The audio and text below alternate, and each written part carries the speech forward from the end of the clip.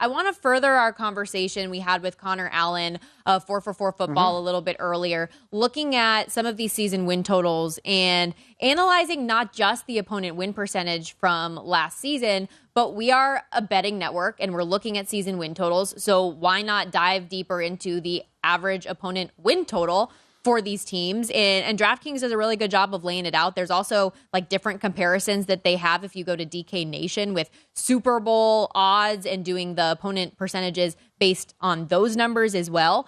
But some things that obviously stood out as we go through this are, the teams like the Patriots, the Dolphins, and Bills, who play in a tough division, are going to have the more difficult schedule. Teams that play in the NFC South with the Saints and Falcons and Panthers a little bit easier. But the NFC East is where we saw the biggest disparity, I would say, Michael, between opponent win percentage and opponent win totals. The Philadelphia Eagles, the greatest example, who have on paper the most difficult schedule from opponent win percentage, but 24th in season win totals for opponents. That's kind of wild.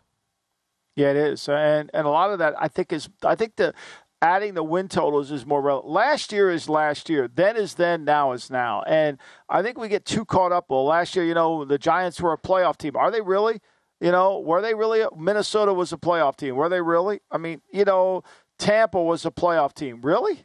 And so who's playing quarter? They were a playoff team because Brady was there, and Brady barely could get them to there. So I think, to me, you almost have to separate last year. I know it's a habit that we use, but I don't think it's a good habit. I think it's a bad habit.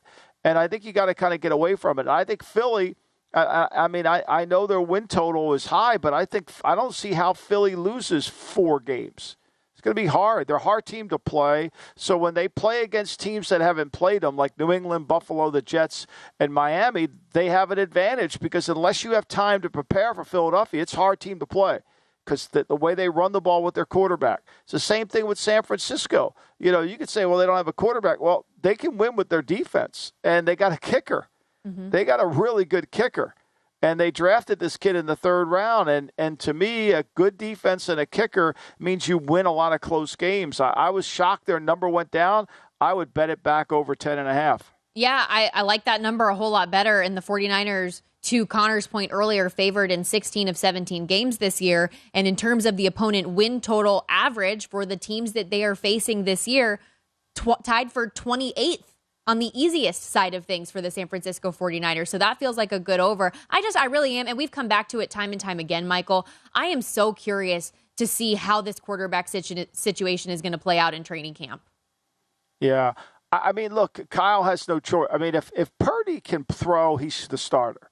I mean, the guy won more games for them than, Trey Lance he's played better in every game than Lance played in one. So that's the easy one. To me, I think this is going to be a lot of the comfortability of, can we run our offense if Purdy's not healthy? And I think Darnold gives them the best chance. I don't think Darnold's great, and I'm not suggesting Darnold's going to be the 3rd pick in the draft and carry a team. What I am suggesting is that Darnold can manage the team effectively. The one thing we do know from watching Brock Purdy play is we know that Kyle makes the game really easy for the quarterback, that it becomes a simpler game. Now, when he's had to play with guys that have them great play, Nick Mullins and C.J. Beathard and those guys, it hasn't been easy.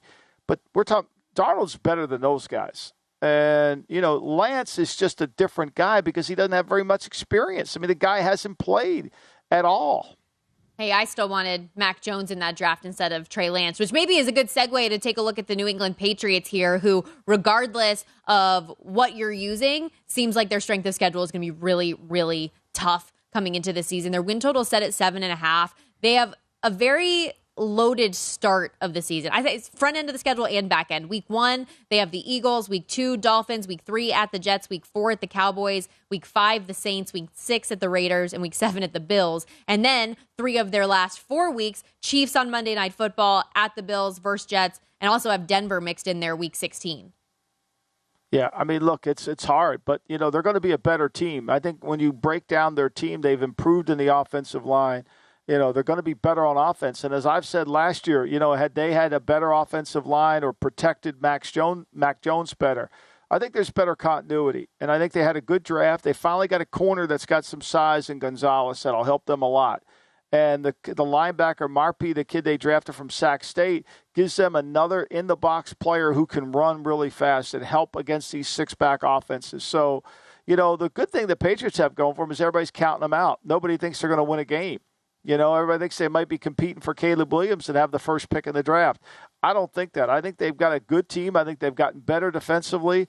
And look, all these games are hard. When you're in the AFC, I don't think you have an easy schedule. The North's hard.